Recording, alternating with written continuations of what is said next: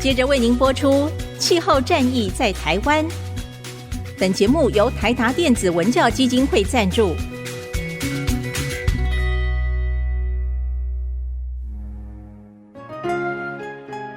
换装一颗 LED 灯，1年减碳70公斤；喝咖啡使用环保杯，1年减碳4.01公斤；上班出门前记得把保温电热水瓶的插头给拔掉，1年减碳157公斤。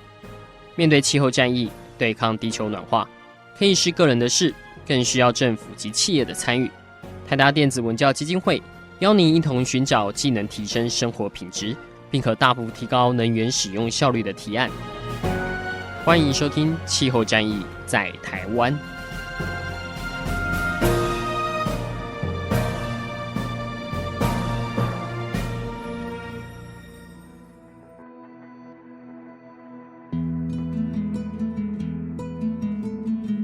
欢迎收听《气候战役在台湾》，我是今天的代班主持人 Claire。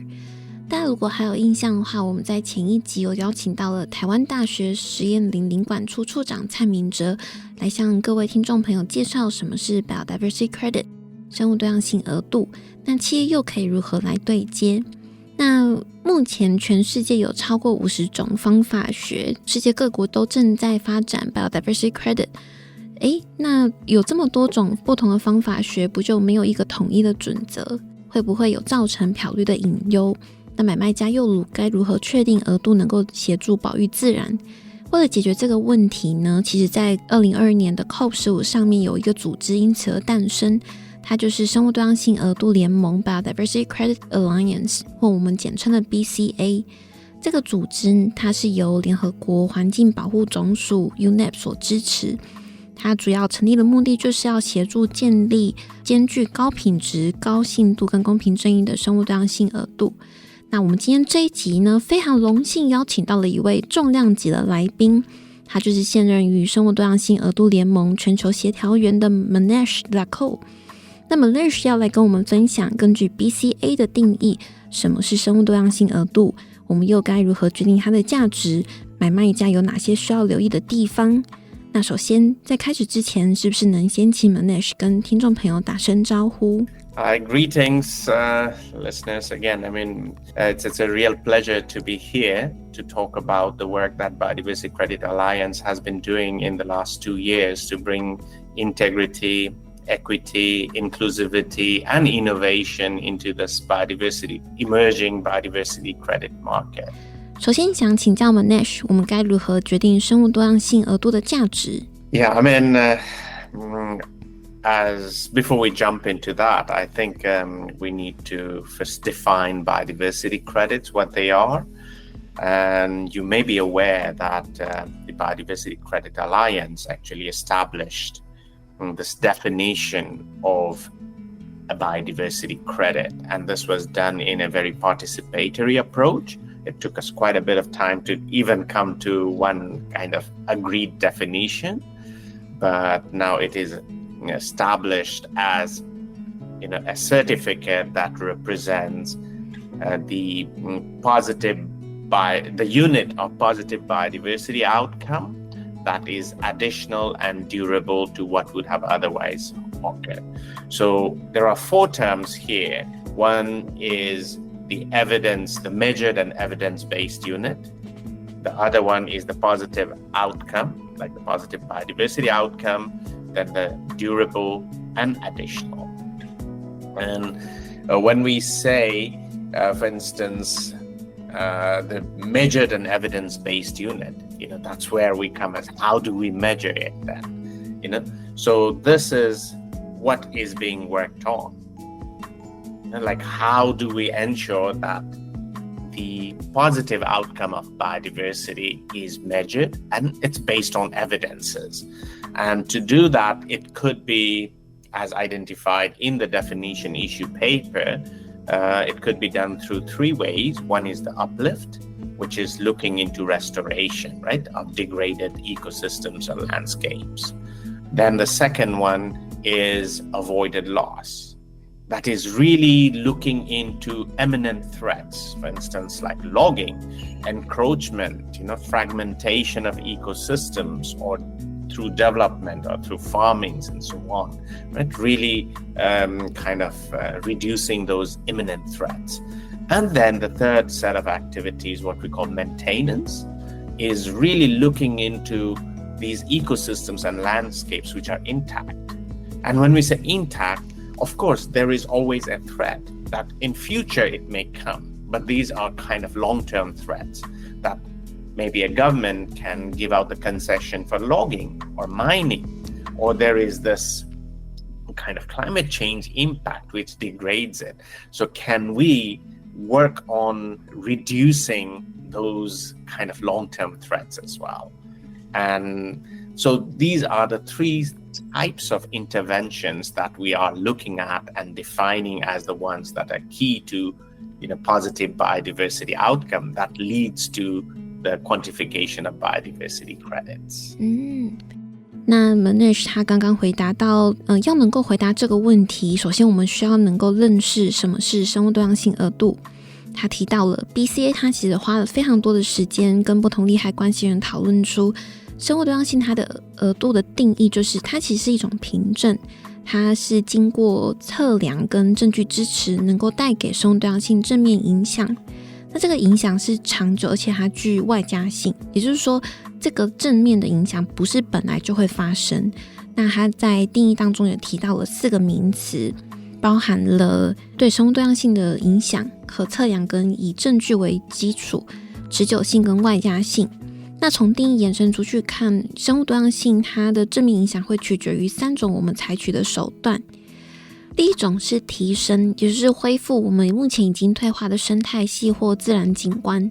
那第二种则是避免损失，是针对一些迫在眉睫的威胁，例如砍伐森林啊、土地侵占、生态系破碎化，去减少这些即将发生的威胁。第三种则是维护，也就是说保护我们目前仍然完好的生态系跟自然景观。那当然我们说完好的时候，并不是说这些地方永远不会受到影响，而是指这些没有直接的威胁，但可能未来可能会有，因此我们需要减少这类长期的风险。第二个问题，那既然生物多样性额度的价值跟前面提到的3种手段相关，那接着想请教 Manesh， 我们怎么样知道多大程度的人为劳动会等于多少的信用额度？ Yeah, I mean, carbon market has been very fungible. I mean, 1 ton of carbon emission is same no matter where it is on this earth. But biodiversity, as you know, from the name itself, it's diverse, right? So there's so much of diversity, even from the same jurisdictional area. I mean, there are so many different kind of ecosystems that we may be looking at in one particular country itself. So how do we quantify biodiversity is the question. And for that, of course, we may not have one, standard approach to do it, because we may have to look at different ways to measure that, right? But then how do we make sure that they are comparable, the question. Now, can we have a standard? Yes, there are standards like organizations like Plan Vivo Foundation, Vera, Gold Standard, Carbono, Biocarbon. So there are Regen Network. So there are all these different institutions who are working towards coming up with standards towards biodiversity credit. But then we have at least now over 50 different methodologies which are being piloted or are being developed both on land and in water, which looks at probably restoration to, threat reduction to maintenance as well. So the point is, now, can we say, no, we should follow just one specific standard? Perhaps not. It's not like in carbon. Though carbon has, a fungible token, but there are different methodologies, right? And different standards for that as well. But biodiversity credits, the more question is that do we need one specific, approach or one specific unit for measuring biodiversity gain? Perhaps not, right? We can see markets which has these different types of products. For instance, if we can, just to simplify, let's say we're looking at an auto market. There are so many different kinds of cars out there in the market, and they meet the needs of different buyers or different customers. So there is a Toyota, there's a Tesla, and there's a BYD, and there's a Mercedes, and of course Maserati, right? So someone may want, let's say, a Maserati of biodiversity credits, if we may call it so. Someone may say, okay, the Toyota of biodiversity credits fit into their kind of strategies. So at this moment, it's very early on for the market. There are so many different approaches. All are being piloted, tested. And we are also seeing convergences across different methodologies, for instance, because we have a methodology or project developer called Credit Nature based out of the UK. And then we have one Value Nature based out of South Africa. And they realized, the approaches and so on are similar. So they kind of merged themselves. So, over time, I think the market will emerge in a way that will make, more kind of convergence of different methods and different standards. But we'll have to just wait and see, I would say. Yeah. But at this stage where we are, I think it's good because we want to see innovation coming into space as well, but with, of course, integrity. 然后 Manesh 回答第二个问题，对于这个问题，我们目前没有办法用单一的标准化来做计算，我们需要考量不同的测量方法。但 Manesh 有提出，关键的地方是在于我们如何确保这些不同的测量方式是可以比较的。那我们能够制定一个统一的标准吗？那事实上，在一刚开始也有提到，其实目前市场上的确有一些标准。很多机构都正在努力建立生物多样性额度的标准。那目前全球有超过50种，涵盖陆地啊、水域等等的。那我们应该只能遵循单一标准吗？其实可能不行。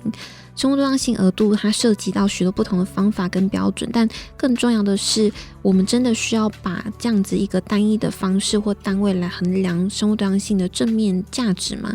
也许不需要。Manesh 他提出，我们可以把这个市场有点想象成是一个汽车市场，比如说在这个市场当中有很多不同的品牌，有 Toyota， 有 Tesla， 有 Maserati， 供买家自由挑选。那买家他可以根据自己的策略去选购自己适合的额度。那以目前来说，这个市场还正在早期阶段，有许多不同的方法也正在试验跟测试当中。我们其实也开始看到一些方法在融合，例如英国的 Credit Nature 跟南非的 Value Nature 这两家机构，因为发现他们的方法跟理念都相似，所以选择合并。所以 Manesh 他有讲到，长久来看，市场它其实还是可能逐渐迈向标准化，让不同的方法跟标准更加融合。那这个其实还需要一些时间来观察。那我们希望说，在这个领域未来能够有创新，但同时我们也需要确保这些创新是符合诚信跟可信度的。如果买家他没有任何的生物学背景，要如何知道购买什么样子的生物多样性额度？那是否又有第三方认证机构验证额度呢？ Yeah, I think there are a couple of components in your question there. So as you were talking about how can buyer know, what kind of credit to purchase? And one thing I just wanted to highlight here that, as we are talking of integrity on the supply side, but we are talking of integrity in the overall market, so from the supply side to the buyer side as well. And we hope, and this is our intention, and that's what we are working on, the buyers, when they come to the market, they do not come just like, okay, today I woke up and then I thought, okay, I should buy some biodiversity credit, so I would like to buy. No, that's not what it should be, right? Before the buyers decide purchasing biodiversity credits, they should do some homework beforehand. This is where we are trying to set it a slightly, again, learning lessons from the carbon market. So trying to say there should be some kind of guardrails there as well. So for instance, you may have heard of the Task Force for nature-related financial disclosures, or TNFD, which is more about really understanding the impacts and the dependencies of the private sector based on their operation, their supply chain, and all that. Then you may have heard of the Science-Based Targets Network, or SBTN, which is more on setting strategies, nature strategies, or nature positive strategies. So the concept should be that, if a potential buyer wants to jump into biodiversity credits purchase or any kind of nature positive investments, then they should look at what their initial impacts are, and then their dependencies are, and look at the risks and opportunities, right? The TNFD LEAF framework. And then they should perhaps move on to SBTN, the Science-Based Targets Network, and set the strategies or the targets, right? And within that target, look into where biodiversity credits fit in.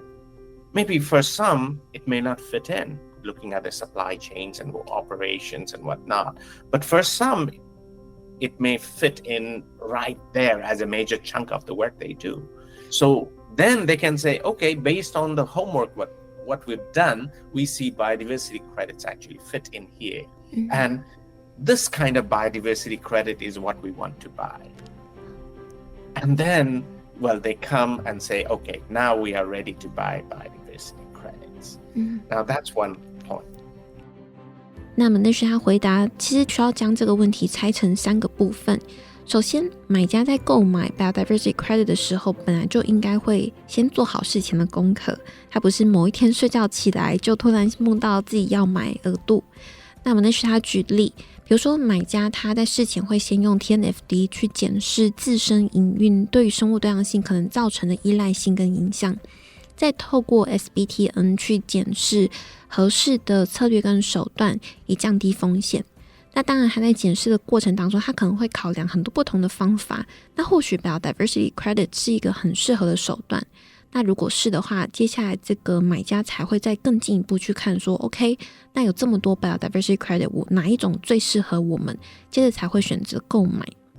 The other point you're asking is about the analogy of the auto market.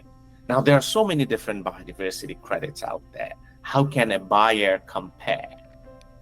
That for auto market, of course, there are certain standards, right? The dimensions of the vehicle, to its power, to its safety features. There are certain standards that we look at. So we want to make sure that the different biodiversity credits are sort of comparable as well. And as you mentioned, Kali, so we presented a paper, what we call the comparability framework of metrics. So we have come up with, and when we say we, so this is the BCA community, not just BCA secretariat, but it's the community that helped shape this, a comparability framework, I think with 26 criteria to look into each different methodology and help come up with kind of a standard sheet where a buyer can put okay, we have methodology from X, methodology from Y, methodology from Z, and we are looking at the metrics and then say, okay, this one is saying per hectare, this one is saying per 10 square meters, this one is saying 1 square kilometer. So how can we compare them? So that kind of work is being done, and the paper will be released soon as well. 那面对市场上有这么多不同的生物多样性额度，买家又该如何购买，如何比较？那么 Nash 就有提到了 BCA 社群在去年 COP16 生物多样性大会上，首先宣布接下来会出版 Comparability Framework of Metrics， 也就是指标比较的框架。那这个框架它会罗列出26种指标，去检视不同的方法学，好协助买家比较跟决定要购买哪一种。那么 Nash 也透过这次的这个大会来分享说，这个 paper 预计将在近期发表。The audit part, right? So then comes the integrity. So auditing or third-party verification is a key to all these projects, because we want to make sure that the projects that are generating these credits are durable and additional, so that the actual credits can be attributed to the project intervention, right? So there are like standards like Plan Vivo, for instance. They have come up with their standard. And then Vera and a group of other institutions have developed the nature framework. Similarly, there are lots of other different standards that are out there. And I mean, these are all being developed, but they're looking at third-party verification based on their accredited independent institutions, which look at maybe 5 years of audit. Right? Plus, of course, regular monitoring, maybe every year or every second year, and all that. So all these are being put in place to ensure that the actual credits that are being generated are attributed to the project that's generating or claiming to generate those credits, plus also that they are durable. You know, it should not be that, okay, they are generating and 5 years down the line, the project is not impactful at all. We want to make sure that the credits are constantly generated and whatever is done is durable in the long run. So there are different countries which are saying, like, I think it's in the US, they're saying it should be 99 years. In UK, I think 30 years, you know, so there are all these different timelines. But we haven't really defined a specific timeline because we need to be sensitive towards the territories of indigenous peoples and local communities as well. But we have simply said that the project should be durable. I think over time there will be more kind of lessons and knowledge generated that can help shape it further. 那为了确保产生的额度具有持久性、外加性，而且有助于生物多样性，但目前有许多不同的单位正在发展标准，像是 Plan Vivo、Vera 等等。那这些机构也同时正在寻求第三方认证单位。这些单位会定期的去检视这些方法学，好确保产生的这个额度它是具有正面影响，而且是长期性的。那么 Manesh 就提到，比如说像是目前美国它认定的方法学就判定说，我这个方法学发展出来，它对于生物多样性带来正面影响，至少应该要有99年以上的正面价值。那英国则是定30年。可是 Manesh 也提醒，这个年份的设计我们必须要很小心，因为在生物多样性的场域当中，它其实同时还需要去兼顾到原住民族跟在地社群。但无论如何，最重要的还是在于它的持久性。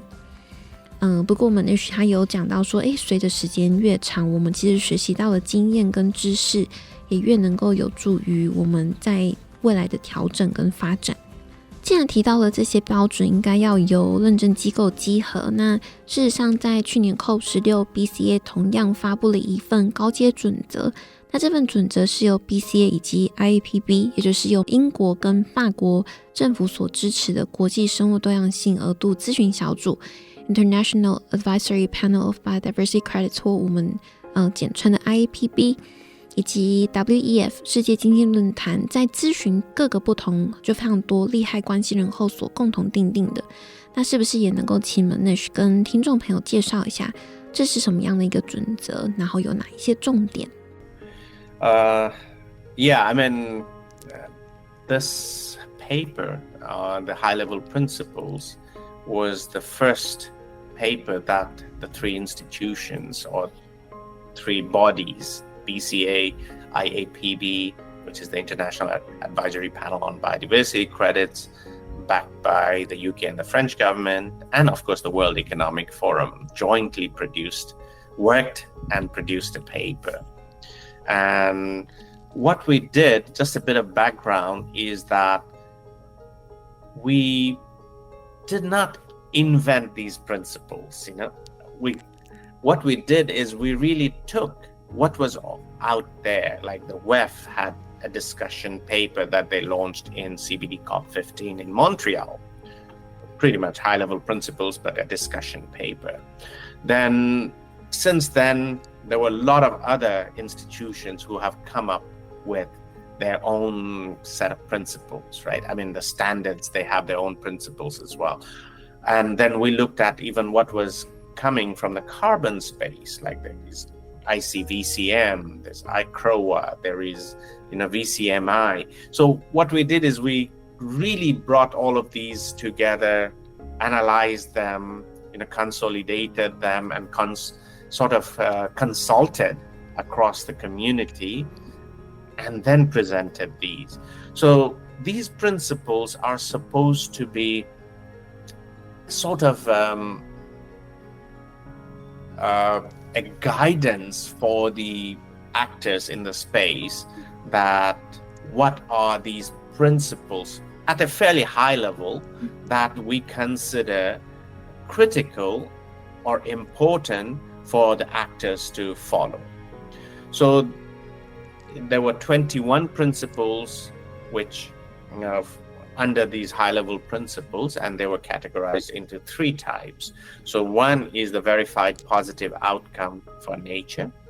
So really looking at a set of 10 principles which ensures pretty much what you were talking about, that the credits that are being generated are properly attributed to where they were coming from, and that there was no leakage, there was proper MRV, there were proper objectives established right in the beginning, also looking into tracking the issuance of credits, there were all those. And also one other important part was the demand integrity and the mitigation hierarchy, right? So that was looking at the verified positive outcome for nature. The second pillar was what we call equity and fairness for people. And again, having learned the lessons from the carbon space, we know that indigenous peoples and local communities are key to success of any project, especially, at the local level, right? And then also we know that the indigenous peoples and local communities have been the stewards of nature, because we know that most of the intact ecosystems, for instance, are protected by indigenous peoples and local communities. I mean, the statistics says something like 80% of the biodiversity is in the indigenous peoples and local communities' lands and so on. So then we need to make sure that they are not left out, not just from receiving the benefits. That's what the carbon market does. Okay, they are beneficiaries and there are challenges in that process as well. But they should be partners in this process, not just when the market is set, but right from the beginning when the conversation around market is happening, right? So that's why we established a indigenous peoples and local communities independent body called Communities Advisory Panel, which actually now, based on the conversations in Cali, are evolving into international environmental guardianship. And they are really trying to play an active role in this to really make sure that, the projects that are coming are respecting, for instance, the customary rights, for instance, the human rights, for instance, the FPIC, looking at really the rights of nature kind of concepts, and having proper benefit sharing and grievance mechanism processes in place and all that. So this is to make sure that indigenous peoples and local communities are not left out of this market. Then the third one is looking into the good governance of the market itself, and looking at how do we ensure good governance, looking at transparency, for instance, in terms of the governance structure, looking at data sovereignty, because if we are looking at data coming from indigenous peoples and local communities territories, so we cannot just go and grab that data. They have the right to hold that data, and what data they would like to share, it's up to them. So we have to respect that. Also, alignment with frameworks, like every country now, they're building their own NBSAPs, designing their own NBSAPs, right? The national biodiversity action plans and strategies. Or, we have this global biodiversity framework at the global level. So how do these, outcomes fit into those bigger pictures at national level, regional level, and global level? And also looking into tradability of credits, for instance. I mean, we are not talking about a secondary market at this stage, but over time, it may emerge. And then how do we ensure that, the speculations are also made with integrity so that, any secondary sales should channel at least a portion of the resources back to the communities where the actual credits are being generated. These principles are pretty much trying to help set these kind of guidelines for the actors, like the standards and the methodologies to follow. 那 Manesh 就提到说，事实上这项报告并不是由 BCA 发展而成，它其实是参考许多机构所提出的标准，像是 WEF 所发布的讨论文件，然后自愿性碳市场诚信委员会，或者是 ICROA 国际碳减碳抵消联盟他们所发布的文件所整理出来的21项准则。那这21项准则又可以被分成3大支柱，分别包含了对自然可验证的正向影响，也就是说我们在这个生物信用额度机制发展出来的时候，我们要如何去证明它的确能够有效的去对于生物多样性带来正面的效果。那以及第2个支柱是公平正义，也就是我们要去强调在过程当中应该要确保原住民族跟在地社群的权利跟权益受到保障，然后他们也必须要在市场建立的初期参与讨论，跟第3个需要有良好的治理机制。那这3个支柱被建立出来，同时也需要去跟各个国家的 NBCP， 就是各个国家的生物多样性框架跟政策对齐，同时需要跟全球区域性、地区性不同的政策跟这个法令去结合。那虽然 Manesh 他提到说目前还没有谈到刺激市场，就是我们在碳权当中很常也会去提到 secondary market，但可以预测随着时间演进，刺激市场的确会出现。那如何确保刺激市场的交易具备公信力，那这个部分就会等到后面再进行发展。这边想请教 Manesh 会如何建议使用这一份准则。 Yeah, I mean, the principles, definitely to look into the principles first of all. Yes. And also we are working on some kind of supplements to these principles, because these principles are not complete in themselves. So for instance, we have a working group on marine biodiversity credits, and earlier you talked about Taiwan's restoration of coral reef. So we know that marine ecosystems are slightly more complicated because of additionality. How do we measure it, right? Looking at MRV again, like how do we generate the data? It's in a constant flux. How about ownership? And then comes the benefit sharing. So it's more complicated, and we knew that there were limitations to these principles during the consultation process. And one of the issues that were kind of highlighted that we should work on some additional requirements to consider for marine ecosystems, and that's why we have a working group on that. Then we have another working group which is discussing on the integrity for demand, because the principles touches upon the demand integrity, but it's not enough. So we are trying to dive a bit deeper into the demand side and say perhaps look into the different use cases of these credits, right? It could be compensation, it could be contribution, it could be compliance, but how are these use cases defined?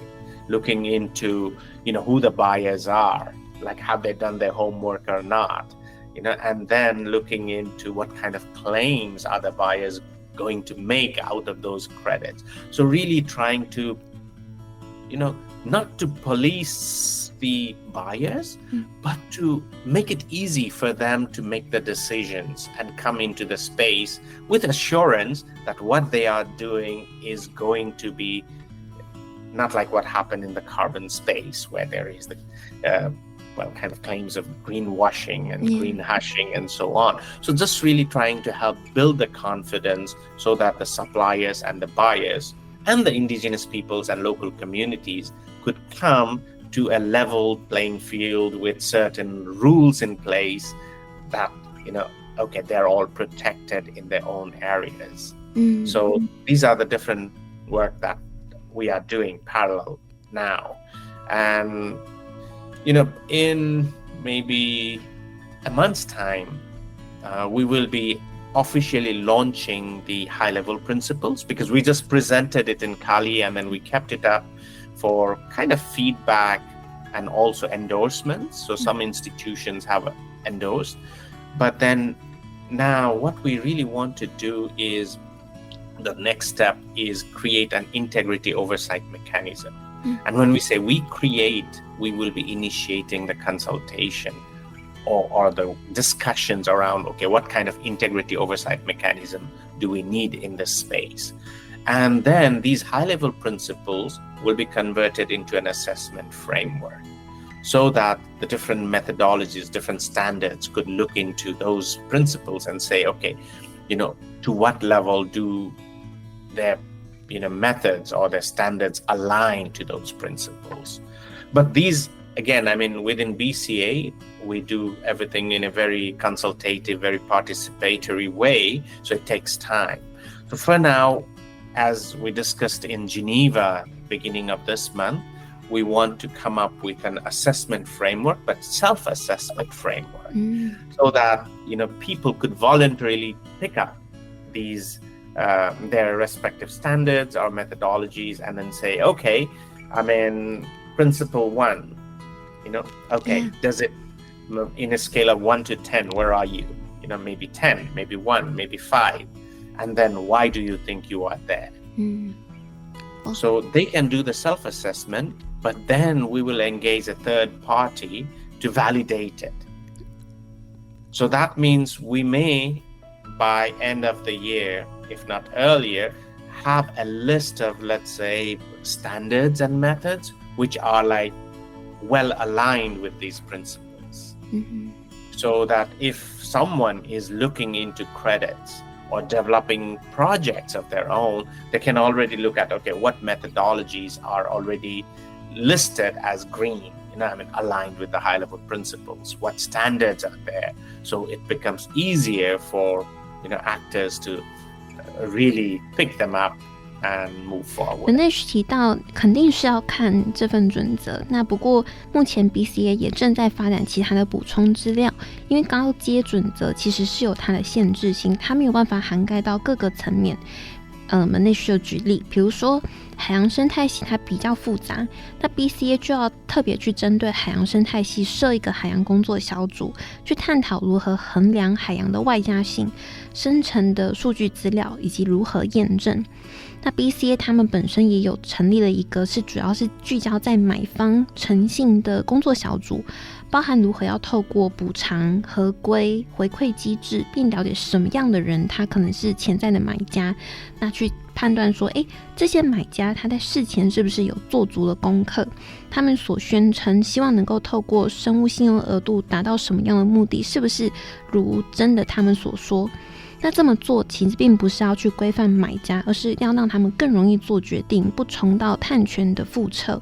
那所以他们是BCA 的角度来看的话，是真的很希望供应商，就是买家跟卖方，还有 IPOC 原住民族跟在地社群能够建立信心，能够来到有一个公平竞争且具有规范的市场，也同时让他们知道说他们是受到保护的。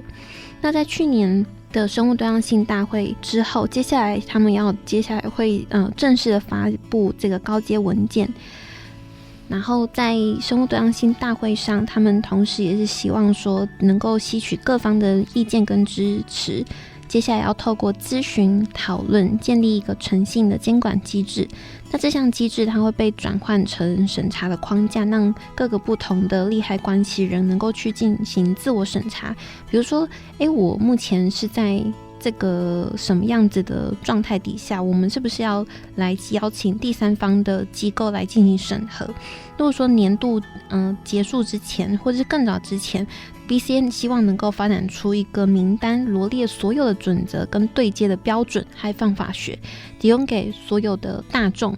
那如果说像有卖家他希望能够找到适合的额度，或者是希望发展他们的额度，那他就可以知道说目前市场上是有哪一些方法学可以参考，而且它是符合高阶准则，能够让他们继续往下发展。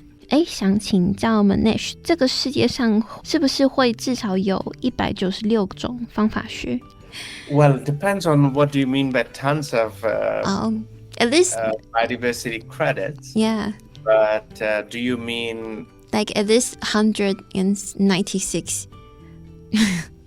Based on the members of based on the member of the country who agreed to the global biodiversity framework. I mean, well, we hope not. We hope not, really? Yeah, because if every country, for instance, because you're looking at jurisdictional basis, right? So okay, I mean, UK has their own biodiversity net gain, right? Yeah. Well, similarly, I mean, Finland is working on their own kind of methodology or framework and so on. But there are lots of other independent institutions who are developing these different methodologies. And these methodologies could apply for different types of ecosystems or different kinds of contexts. So, there are, for instance, governments who are already looking at these methodologies that's out there, standards that's out there, and say, what fits us better in what context? So there is that assessment already happening, right? What is appropriate for them? So there are those who go on developing different kinds of methodologies for different contexts. But then there are those who are saying, okay, what can we make the most out of what's out there? So, I mean, we may not end up with, 196 different methodologies based on the jurisdictions, but then we may end up with, the type of quantification that different gains may require, right? And as I mentioned earlier, that there are like over 50 different methodologies now. Yeah. But then there are convergences happening as well. And so yeah, it's hard to say, but I really hope that not every country will come up with their own methodologies or frameworks. But that's where BCA is as well, to support that kind of work, that what is out there, really trying to help disseminate it and raise awareness around it. So it sounds like an interaction between the BCA and the world, like just like what you mentioned, like through the consultation and discussion paper by the IAPB and WEF, we see what's on the ground and what are their focus and what need to include into the principle as well. So it's like a mutual and dynamic. Yeah, that's what we would like to stay. I mean, because we are backed by the UN, so we are very neutral.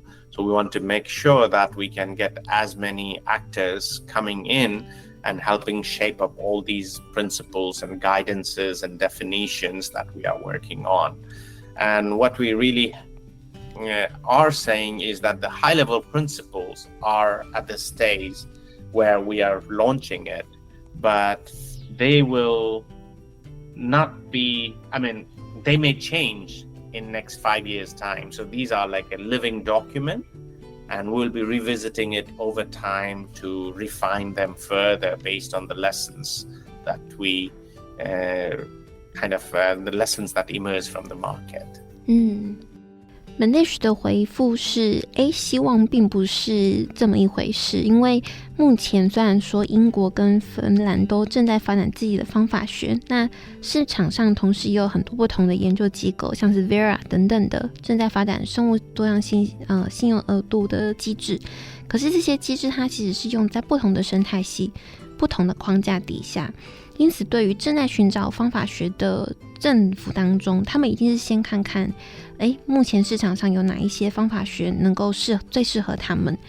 所以他们本身这些方法学并不是针对于哪一些国家来进行发展，当然他们会希望说他们可以透过哪一些方法学达到他们希望达到的效果。Manesh 也分享，目前全球有超过50多种方法，那并不是说他们希望每个国家都有一个自己的方法学，那这也是 BCA 存在的目的，他们要去建立一个规范跟建立一个准则，去支持这样子的工作，并且把这样子的知识分享，然后散播出去，并提升更多人对生物多样性信用额度的了解。但BCA 他们是由这个联合国所支持，所以他们希望可以有更多成员加入，然后一起创造出准则、标准跟定义。所以这个标准本身是活的，它需要被检视，并且根据学习到的教训跟经验，大概约每5年去优化一次。那这边想请教 Manesh， 在生物多样性大会上，我们听到了很多来自于原住民族跟在地社群表示，为什么不要直接把资金投注到他们身上，而是需要透过像生物多样性信用额度这样子的手段达到？那您怎么看呢？ Yeah, absolutely. I mean, this is what we saw in Cali. There were the proponents and the opponents of biodiversity credit, and a lot of that, I think, this kind of divergent views come from some misunderstanding as well, I would say. And that's what we are there to clarify, that, I mean, a lot of it is coming from, for instance, the concept that biodiversity credits will be used to offset impacts. And we are saying that offsetting requires a certain, different or more stricter principles to follow, like what we call the ecological equivalence. So it has to be same to same or like to like. So biodiversity credits, again, we are working with the community on defining the use cases and so on, and what is possible and what is not possible. But as I mentioned to you, we have this communities advisory panel, which recently evolved into international environmental guardianship. And that in itself says a lot, right? Because what we want to do is for the communities and the indigenous peoples to be in the driver's seat where appropriate to set up these projects and run themselves. In other words, you were referring to what we call the direct access to finance. So biodiversity credits could be one of the tools that gives direct access to finance to indigenous peoples and local communities, because they are the ones, as you said, in the front line, right? They are the ones who are the stewards. So they are the best position and perhaps most knowledgeable as well, because they have this intergenerational knowledge of conservation, not just for materialistic reasons, but spiritual reasons, right? Religious reasons, So biodiversity credits can actually help channel the funds directly to the communities. I mean, if we look at a lot of the projects that are being developed, I think 50 to 60% of the revenues go back to the communities. Now, this is sort of unheard of in the carbon space, but we know that indigenous peoples and local communities own the territories, right? So they probably have the right to those projects, and they own the data. So they need to be respected for that. They have the traditional knowledge, indigenous knowledge, which needs to be respected as well. And there are conversations happening of how we can mainstream them. How can we, for instance, bring the indigenous people's knowledge and traditional knowledge into a kind of process to triangulate with science, because they have been effective stewards of nature. So how can we bring that? So I see biodiversity credits as a totally different tool than what is being contested, because, there is still lack of knowledge and misconceptions among certain groups of people. But we appreciate it, we respect it, everyone has their own views. But with the work on integrity, with the work on really advancing indigenous peoples and local communities in the conversation of shaping the market and actually developing projects at the grassroots level is what we're really trying to do, which means the funds will eventually be channeled to indigenous peoples and local communities, most of it. Right? And then we are having, within UNDP also, we are having conversations. For instance, there are other mechanisms within UNDP, like we have the UNDP Jeff Small Grants Program, which has been working with communities for last, I don't remember the exact year, I think 30 years or so, right? And what they do is they provide funding directly to the communities or the civil society organizations or community-based organizations to make things happen. And we're looking at ways to channel funds to community-led biodiversity credit projects through, for instance, this kind of mechanism of Jeff Small Grants Program. I see. So, my view is yes, they are pretty much a tool which can help channel the funds to the communities rather than the other way around. So.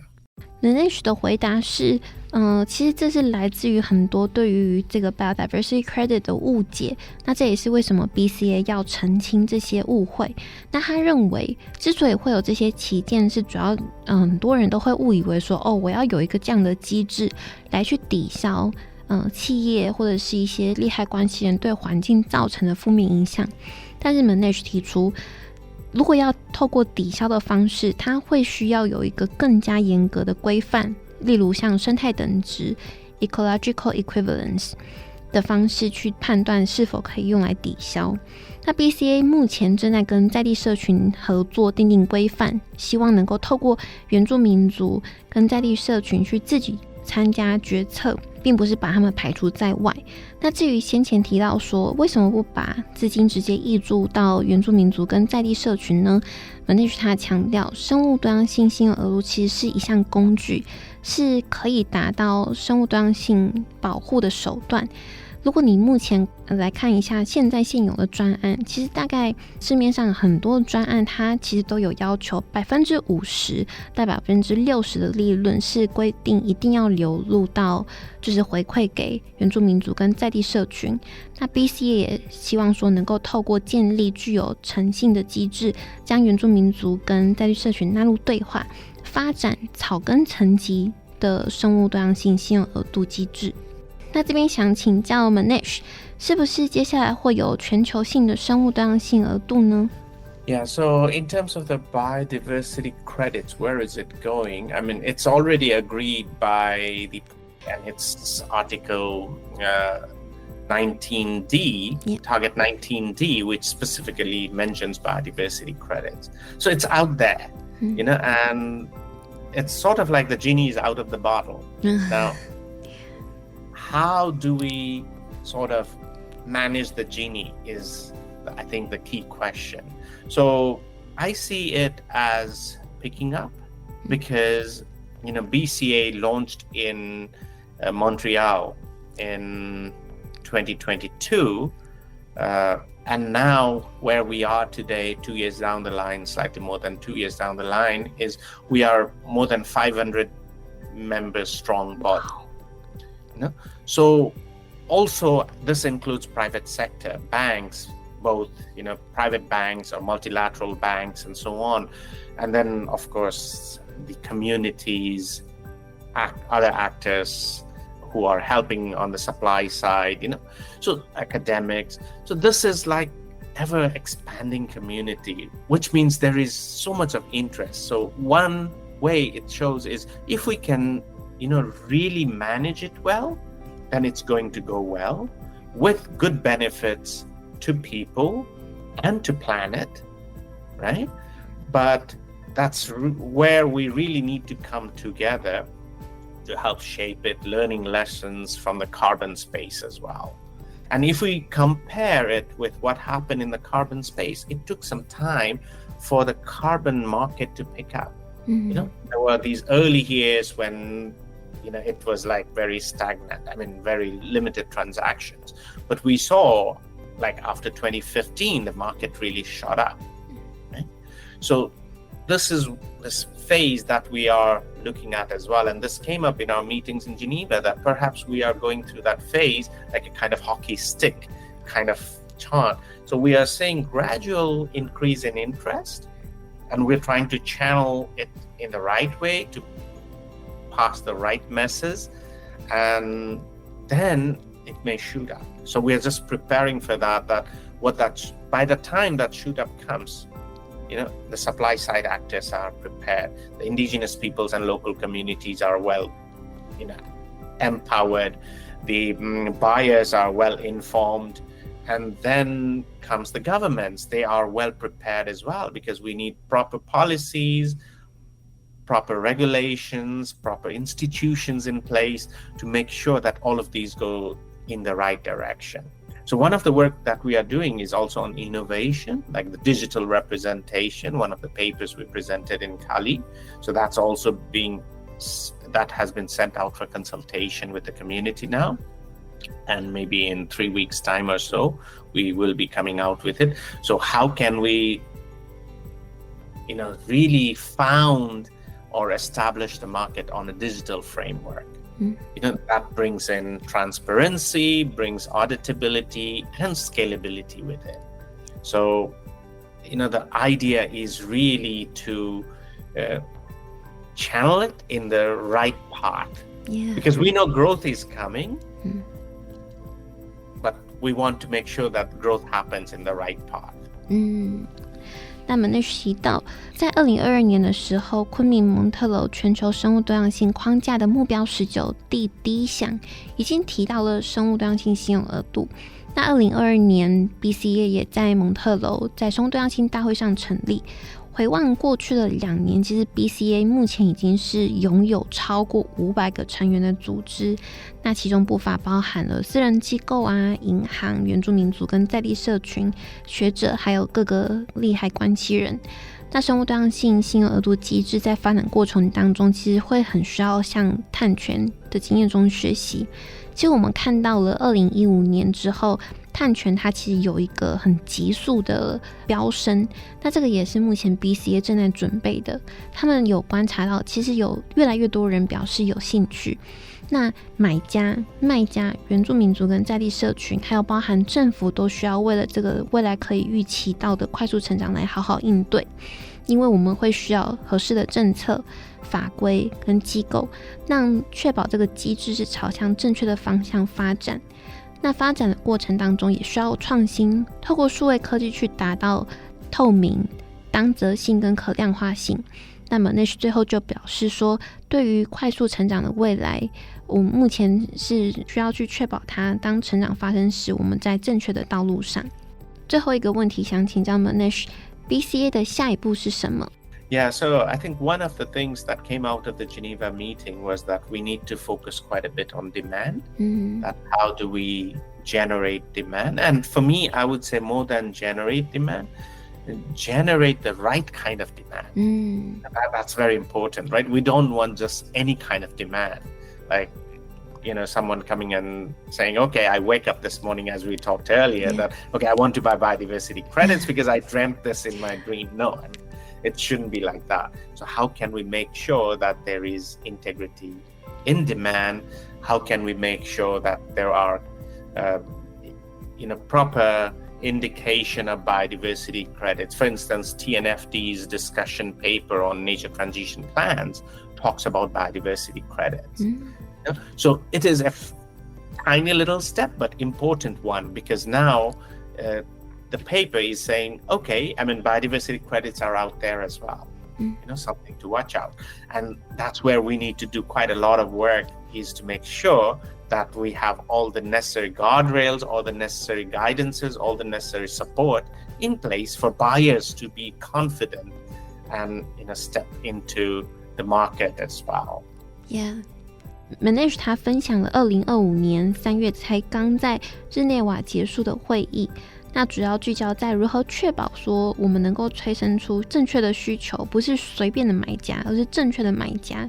那这是什么意思呢？就是说对 BCA 来讲，他下一步需要的是知道说我们的需求方，我们的买家是否也具备了诚信，并不是某一天睡觉起来突然想要购买生物多样性信用额度。那另外还有包含要提升民众或者是大家对于生物多样性信用额度的理解。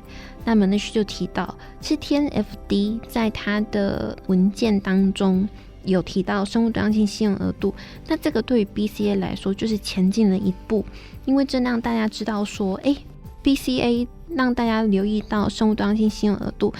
不过Manesh也提到说，未来还会需要更多的工作准则跟协助，好让买家有自信能够踏入这个市场。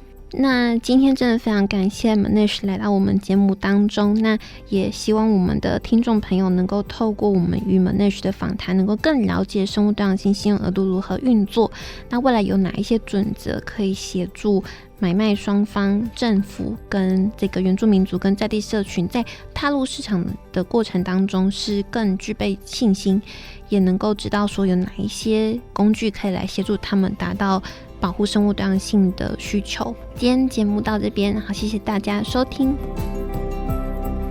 以上节目由台达电子文教基金会独家赞助播出。台达电子文教基金会邀您一起环保节能爱地球。